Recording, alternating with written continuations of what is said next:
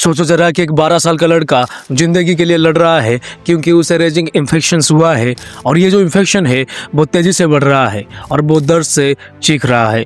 और उसके अभी पापा क्या करते हैं कि उसे गांव के एक डॉक्टर के पास अभी ले लेते हैं, लेकिन उसका कंडीशन इतना खराब है कि वहां से उसे एक कम्युनिटी सेंटर पे लेना पड़ता है। और कंडीशन इतना अभी खराब हो चुका है कि जो कम्युनिटी सेंटर रहता है वो भेज देता है गवर्नमेंट हॉस्पिटल में, लेकिन वहां पर ना बेड सही है, ना ऑक्सीजन है और ना ही फैसिलिटी अच्छा है, और वो लोग वहां से उन्हें लौटा देते हैं। अब जाके आप पहुंच जाते हो एक प्राइवेट हॉस्पिटल में, लेकिन हालत अभी इतना खराब हो चुका है कि जो बच्चा रहता है अभी वो मर जाता है।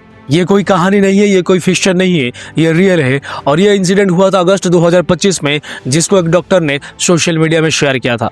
आज की इस वीडियो के माध्यम से हम बात करेंगे कि गवर्नमेंट हॉस्पिटल का हालत क्यों खराब है और जो प्राइवेट हॉस्पिटल है बिजनेस मॉडल क्या है, और ये जो मेडिकल्स होते हैं ये लोग ओवर चार्जिंग क्यों करते हैं। और ये वीडियो कोई डॉक्टर्स के अगेंस्ट में नहीं है, क्योंकि हमारे देश में ब्रिलियंट डॉक्टर्स है, और लेकिन ये जो वीडियो है डॉक्टर्स के खिलाफ नहीं बल्कि सिस्टम के अगेंस्ट में है। आज के इस वीडियो के माध्यम से हम एक्सपोज करेंगे हमारे देश के जो हेल्थ केयर के सिस्टम के बारे में, जो चीज़ आपको सुनने के बाद अनकंफर्टेबल कर दे।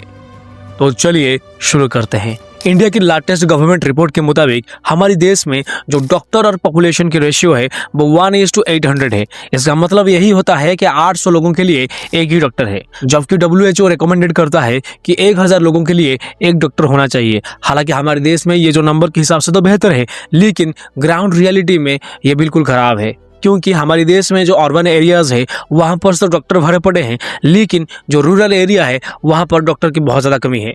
और अभी यदि हम लोग बात करेंगे हॉस्पिटल की बेड की कंडीशन के बारे में, तो हमारे देश में जो बेड है वो 1000 लोगों के लिए वो 2 ही बेड है, और जो पब्लिक सेक्टर है वहाँ पर 1000 लोगों के लिए 0.73 से लेकर 1 बेड है। आपको तो याद होगा कि कोविड टाइम पे और ऑक्सीजन कमी की वजह से कितने लोग मारे गए थे। और अभी सबसे बड़ा प्रॉब्लम है ग्रेट डिवाइड, यानी कि हमारे देश में जो 65% पॉपुलेशन है वो गांव के एरिया में यानी कि रूरल एरियाज में रहते हैं, लेकिन जो हेल्थ केयर सिस्टम है यानी कि जो सबसे अच्छा जो हेल्थ केयर है वो सबसे ज़्यादा 70 to 75% उसका जो हमारी जो अर्बन एरियाज है यानी कि जो शहर है वहाँ पे कंसंट्रेटेड है।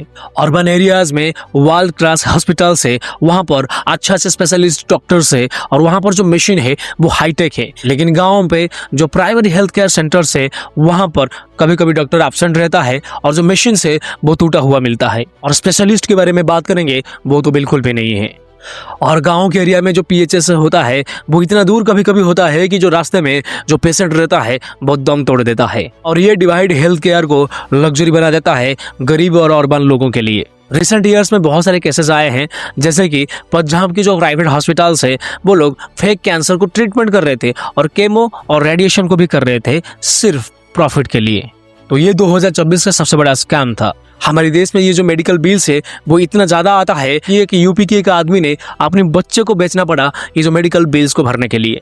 यदि हम पब्लिक हॉस्पिटल के बारे में बात करेंगे तो वो भी कम नहीं है। कोविड के टाइम पे ऑक्सीजन शॉर्टेज की वजह से कितने लोग मारे गए थे ये तो आपको भी पता है, स्पेशली यूपी और बिहार में, जहां पर बहुत सारे केसेस देखने को मिलता है। जैसे कि रिसेंटली जो गोरखपुर है वहां पर जो BRD हॉस्पिटल है वहां पर बहुत सारे बच्चों की डेथ हुआ एनसेफेलाइटिस की वजह से, और इसका रीजन था कि वहां पर ऑक्सीजन की कमी थी। और रिसेंटली जो दिल्ली के RML हॉस्पिटल है वहां पर जो डॉक्टर्स है वो गरीब जो पेशेंट्स थे उन लोगों को घूस मांग रहे थे ट्रीटमेंट करने के लिए। प्राइवेट हॉस्पिटल में भी बहुत सारे ऐसे अननेसेसरी ट्रीटमेंट किया जाता है, जैसे कि C-सेक्शन और बाईपास, ताकि ये जो डॉक्टर्स है वहां पर उन लोगों की कोटा पूरा हो सके।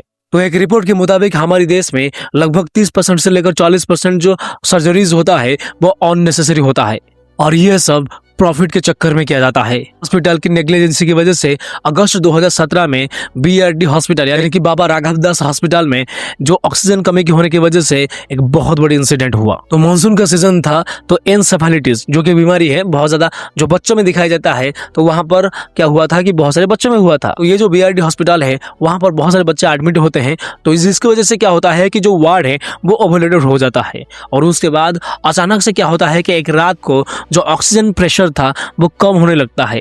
तो रिपोर्ट के मुताबिक क्या होता है कि जो ऑक्सीजन सप्लायर था उसका जो पेमेंट था वो पेंडिंग था, तो वो जानबूझकर वहां पर जो सप्लाई थी ऑक्सीजन की वो कम कर दी गई थी। ऑफिशियल रिपोर्ट से बहुत अलग अलग थे, लेकिन मीडिया रिपोर्ट के मुताबिक सिर्फ कुछ ही घंटों के अंदर लगभग 60 बच्चों की मौत हो गई। तो इस इंसिडेंट की वजह से एक रियलिटी एक्सपोज हुई हमारी देश की बहुत सारे गवर्नमेंट हॉस्पिटल की, जो कि ओवर क्राउडेड है, अंडर फंडेड है और इंफ्रास्ट्रक्चर वीक है और अकाउंटेबिलिटी अनक्लियर है। तो अब थोड़ा अनकंफर्टेबल शिफ्ट करते हैं। तो हमारे देश में गवर्नमेंट हॉस्पिटल की तो प्रॉब्लम है, लेकिन हमारे देश में जो 70% हॉस्पिटल को कंट्रोल करके रखता है, जो कि है प्राइवेट मेडिकल हॉस्पिटल्स, वहाँ पर भी बहुत सारे प्रॉब्लम्स है। तो ज़्यादातर लोग क्या करते हैं कि जब बहुत ज़्यादा इमरजेंसी हो जाता है तब प्राइवेट हॉस्पिटल में एडमिट करते हैं और जो प्रॉब्लम्स है यही से स्टार्ट होता है। तो इंडिया में जो प्राइवेट हॉस्पिटल्स है वो कंट्रोल करते हैं लगभग 60 to 70% हमारे देश के जो हेल्थ केयर की बेड और डॉक्टर्स को। ये प्राइवेट हॉस्पिटल्स प्रोवाइड करते हैं क्विक सर्विसेज, एडवांस टेक्नोलॉजी और एक क्लीन एनवायरनमेंट, जो कि मुश्किल से कभी ना कभी ये जो गवर्नमेंट हॉस्पिटल्स है वो लोग कवर करते हैं।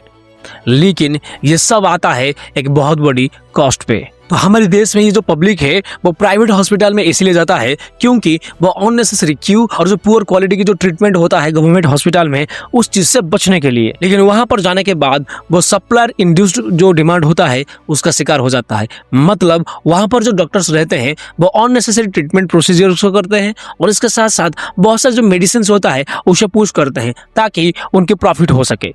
तो प्राइवेट चेन्स जैसे कि मैक्स, एपोलो और जो फोर्टिस है, वहां पर ऐसे क्लेम किया गया है कि जो डॉक्टर्स होते हैं उन्हें जो सैलरीज दिया जाता है वो टारगेट बेस्ड होता है, जिससे क्या होता है कि डॉक्टर्स की लालच बढ़ जाता है।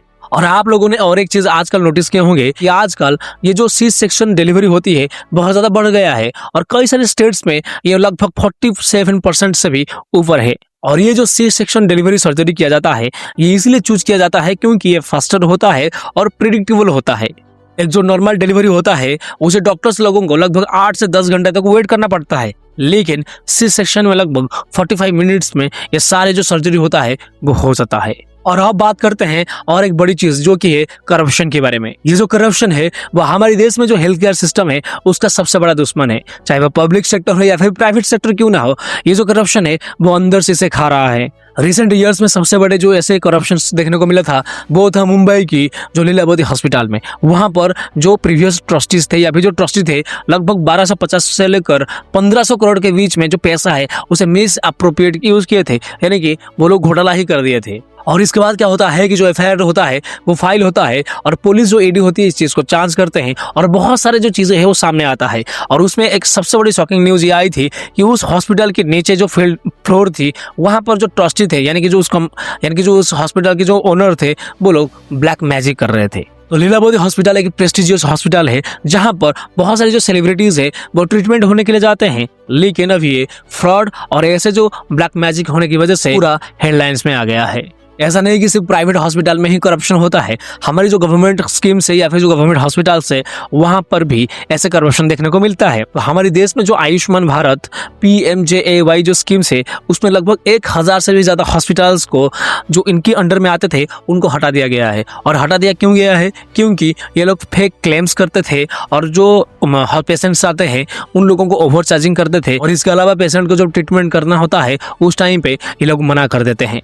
और ये जो केसेस आपको मैंने बताया ये कोई आइसोलेटेड केसेस नहीं है, इससे भी कई सारे और केसेस है। और ये जो ऐसे केसेस होता है वो इसीलिए देखने को मिलता है क्योंकि लालच और जो अकाउंटेबिलिटी है वो बिल्कुल भी हमारी जो हेल्थ केयर सिस्टम है उसमें नहीं है। तो जिसकी वजह से जो पेशेंट रहता है वो सफ़र करता है और जो गरीब लोग हैं वो लोग बिल्कुल भी ट्रीटमेंट नहीं कर पाते हैं और जो मिडिल क्लास जो होता है वो उधारी में डूब जाता है।